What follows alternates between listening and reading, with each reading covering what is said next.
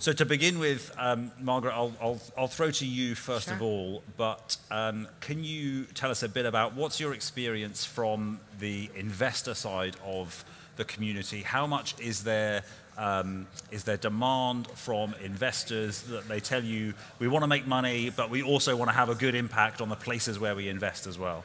And how has that changed as well over the past few years? Yeah, absolutely. I mean, there is significant demand, and I do think it's important to kind of start with a bit of definition around it, because if we went back 10 years or so, someone who was saying they were doing responsible investing or impact investing or any of those terms, it probably meant that they were invested in the public markets and there were things that they weren't doing. So they weren't investing in tobacco, or they weren't investing in private prisons, or they were excluding things from their portfolio. Whereas now I think we've seen still a significant amount of that type of investing, but also people take a more active approach. So even if you take public markets equities again, people are taking the view that should I be exiting these companies, or actually do I want a seat at the table so I can, deploy engagement? And in the private markets, which is where I've spent the most of my investing career, we're certainly seeing more investor demand. And I think it's two things. I think we're in a moment in the world where people, yes, they want to feel good about where they're investing. They want to do good as it is. But I also think, and I think this is a more important transition, a realization that these factors, whether it be around social issues, climate change, governance, these are real risk factors. So we're also seeing folks who are, even if you're purely commercially driven and only focused on the economics, a realization that you have to be focused on those factors as well. Yeah, and from the investor community, is there a particular place in the investors where that's coming from? Is it pension funds who are thinking about this more? Sovereign wealth funds, private individuals? Where do you see that demand coming from? I think it's a mix, because there's both number and there's scale. So certainly, and I focus mostly in real estate in the US, we see a lot of impact focus coming from family offices and our foundations and endowments. I think the issue there is you also see, in some cases, smaller investments. So while there's a lot of robust community and talk and metrics, still you see the bulk of the capital coming from the sovereigns, the public pensions, the big allocators. And I do think the public pensions, there's a lot of talk, there's a lot of discussion, but you haven't seen them move as aggressively as some of the more mission-driven, but admittedly smaller allocators. Yeah. And Jörg, what's your sense of this question? Where's the demand coming from for investing in this sort of way? Yeah, maybe I should take a step back and introduce, because Margaret is on the real estate side, and we are very much specialized on investing in the venture capital sector. KfW Capital is one of the largest in LPs in European venture. We are a subsidiary of KfW Banking Group, and KfW is the world's largest development bank owned by the German government. So we are an investor from the public sector, and I think this is also important, considering marrying purpose with profit.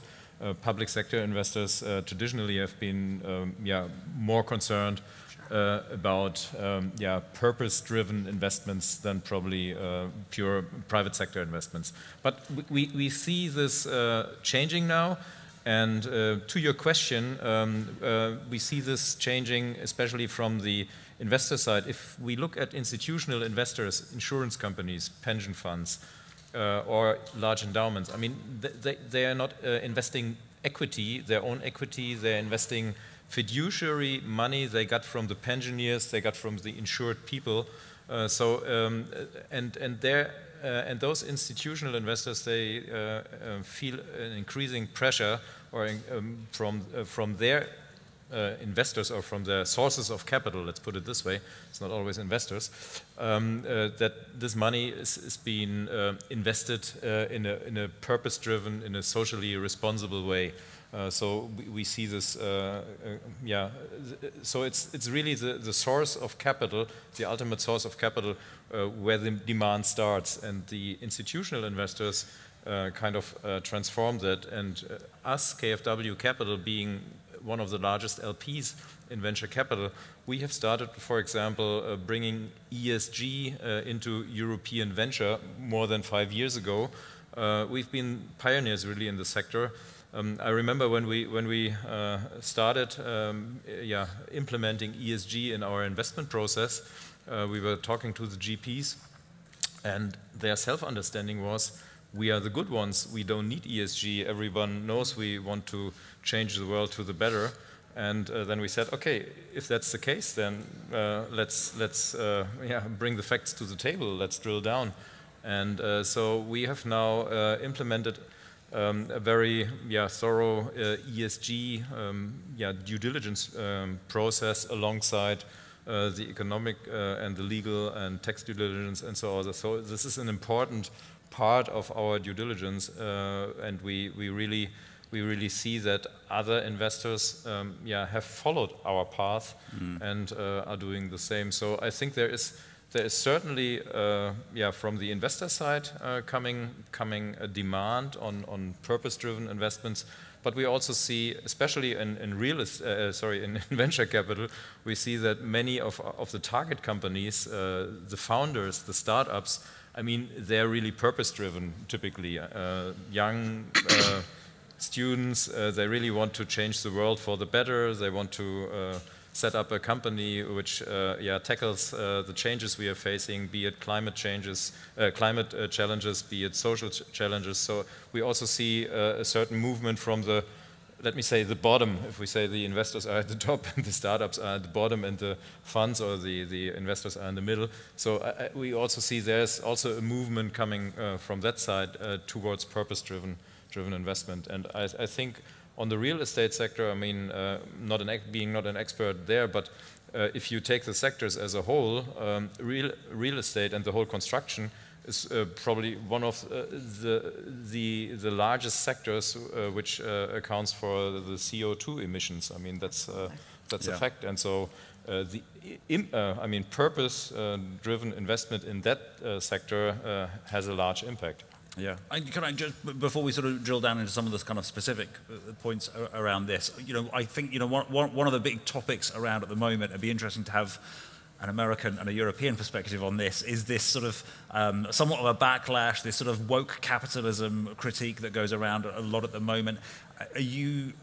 How real is that? How much of that is sort of people trying to kind of drag this into the culture wars, and how much is it affecting investor behavior? Yeah, so it's really both. It's real and it's not real. So if you think about it, and maybe I'll give folks a little bit of color. There's been, over the last 6 or 7 months, there have been many of the state pension funds in the U.S. which have basically tried to pass laws to make it basically illegal or outside of their charter to take in any GPs or fund managers that have any ESG considerations. I'll say it is an issue because the few states that have been focused on this, so Florida, for example, Texas, these are some of our most populous states, and so they have a lot of pension fund capital. So it's some of the larger ones. I'll say it's not as real because you see some of those challenges getting blocked in courts. It's not a majority of the states, so it does actually feel a lot more political. The other thing I'll share is that you have these kind of political conversations at the state pension board levels, but when you're actually interacting with the investors and staff at all of those state pensions, they know that it's good to think about, especially just staying on real estate. Mm-hmm. Of course it's good to think about climate risk when you're building an asset, when you're buying an asset, to think about physical risk. So some of it is a lot of nonsense, but I'll say we're wasting a lot of time on it. So. Yeah. And what's the European perspective on this? Has this crossed over into Europe as yet, or is this mostly an American phenomenon so far? No, I think we see that in Europe as well. I mean, there is certainly a focus from the investor side to push for more sensitive, impact-driven investments, and we see that a lot across all sectors. So the sources of capital are really concerned about how their capital is deployed. Also, not only to maximize the profit, but also to maximize the impact. It's not a perfect world yet, but we see this trend really changing, and we hope we can contribute with our way of investing, with our way of selecting GPs, to this trend, because we in a certain way, as we are one of the largest LPs in European venture, with our investments we have a signaling function. So when for example we have when a GP passed our due diligence process and we have made a commitment, then we see that other investors, other LPs, they kind of see that as a positive signal, and they tend to follow. So I think this is becoming more and more a standard. Yeah. Mm-hmm. Yeah. I'll add just one quick thing, because I thought about from the perspective, I lead one of the largest affordable housing funds in the U.S., and we have the benefit of both European investors and U.S. investors. And I think where you see the big difference is really around scale. So our investors who are from the Netherlands, from Germany, when they talk about their responsible pools of capital or capital where they're focused on impact, they're large pools of capital. Whereas what you find with some U.S. institutions is that they care about climate change, they care about social issues, but with a much smaller pool of capital. Right. So, So how do you go about changing that and getting them to boost that portion of the portfolio? What did we talk about on the last panel? Resilience, patience. At the end of the day, and I have the benefit of being in a space that is both presents a lot of commercial opportunity and social, and the sustainability angle, just given, as he mentioned, just the CO2 emissions in commercial real estate. So, we appeal to lots of types of investors, and we sort of emphasize the areas where they're focused. Yeah. Maybe to comment on this, I think there are further levers to drive the bandwagon more into the impact-driven investments. I think the regulators and the governments also have a certain responsibility, and I mean, one could, for example, imagine giving tax benefits for investments in a certain sector. So I mean, also from a regulator governmental side, there could be a certain emphasis or an impetus, and also very important sector would be blended finance. Blended finance meaning putting private capital together with public sector capital plus capital from endowments. And at least in Europe or in Germany, endowments are heavily regulated.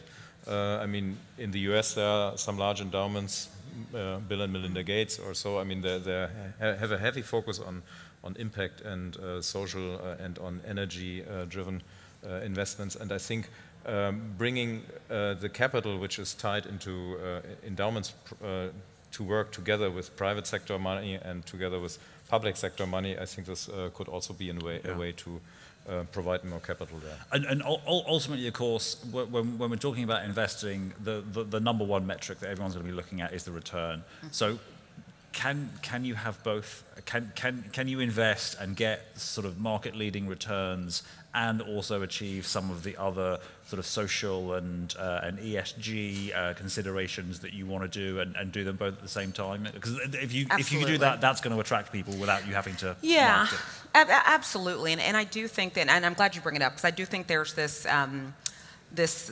misperception that if you're doing good, you couldn't possibly be maximizing returns. And I think there are tons of examples in real estate and venture. I'll take venture, and then you can check me. And if we think about decarbonization and the climate transition that we are snailing into, but are embarking on, I think one of the most consequential trends and themes in capital today, it's going to require enormous amounts of capital, both public sector capital and private sector capital. It's new technologies, it's battery storage, it's technology, it's all the SaaS implementations we need. Of course, those investments are going to attract a lot of capital, attract a lot of corporate users. And so the idea that someone who is investing into the carbon transition and providing all of the technologies that all of these companies are going to need to meet those net zero pledges on the sovereign level, it's nonsensical to me to think that you can't do both. And I'll take the other side. In real estate, one of these social issues we focus on in real estate in the U.S. is affordable housing. We have a 7 million unit deficit of housing for low and moderate and increasingly middle income families in the US. And we use blended finance. There are a lot of public sector subsidies, tax abatements. There's a ton of capital that we can use to actually decarbonize older vintage buildings. And so that's another example where you can not only make market returns, but you can actually get outsized returns if you can use the right structures. So my answer is absolutely. You can have market returns and drive impact, no question. Jörg, how have you found it? I couldn't agree more, or to put it the other way around, the question whether it's a contradiction between impact investing and profit maximizing. I think this sounds to me like a question from a decade ago. This was, I think, the common standard there. But nowadays, and also in our portfolio, we have invested in some impact funds, impact venture capital funds, which have made very good returns, and so it's a proven fact that good returns can be made. And I mean, also looking at the definition of profit, I mean, once you factor in external costs into this always means that impact-oriented investments in the long term, medium to long term, are more profitable than the non-impact-oriented investments. Yeah. I also think it's interesting to take the flip side. If you think about even just not even impact, but just the basics of ESG governance, and you look in the US and the large cap market, and think about the largest failures we'd have over the last 20 years. One example that comes to mind, Enron. That was a clear failure of governance. And so there's both the upside that you can create, but there's also the risk that is mitigated by, as you described, a more operational approach and thinking about these metrics across every investment, repeatable, et cetera. And I guess there's some interesting points in there. Ultimately, my boss is Mike Bloomberg, and one of the sayings he's fond of is, if you can't measure it, you can't manage it. So when you get into these less sort of financial metrics that you're looking at, how difficult does it become to measure the impact that you're having? And then at the end, deliver back to your investors and say, well, we've made these returns, and also this is what else we have achieved. Yeah, I don't believe in impacts that aren't measurable, whether they're social or environmental. So in our real estate, we measure our energy efficiency, we measure greenhouse gas emissions avoided or reduced.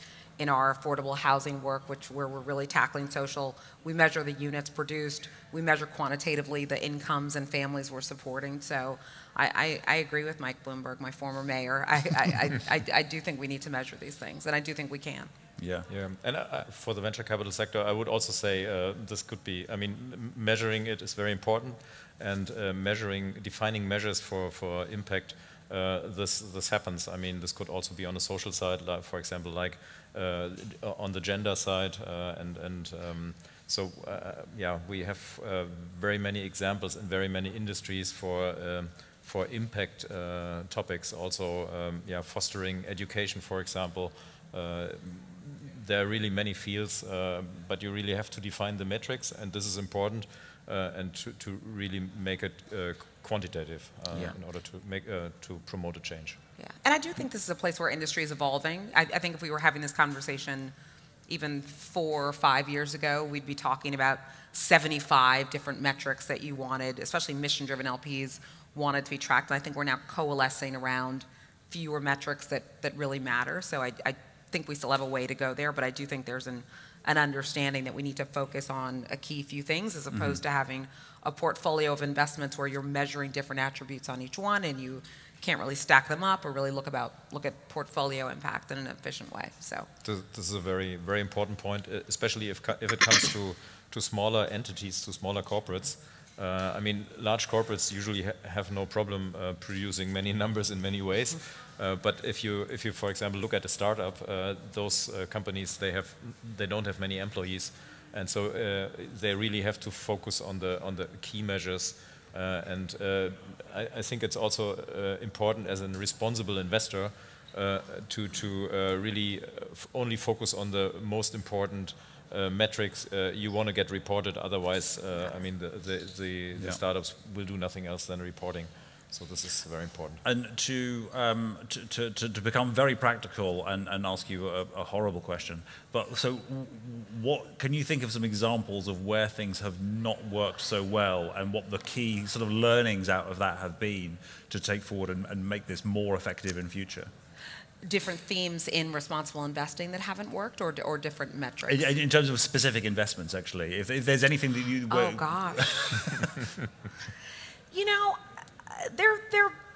certainly we've had investments that hadn't worked. I mean, there was a moment, and actually this we sort of, you know, absorbed from the UK. There was a moment where social impact bonds in the US were a very hot topic, and this idea about pay for performance and looking at social services from not-for-profits, but only, you know, financing them with capital that only got repaid if the actual interventions worked, whether it be early child care or recidivism in prisons. And we had a few of those investments not work. I wouldn't say that the whole field isn't worth it, but I think we also learned, and you kind of touched on this a little bit talking about small companies.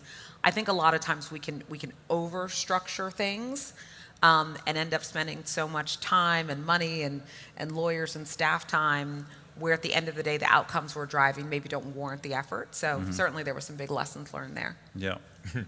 I take the liberty and extend your question.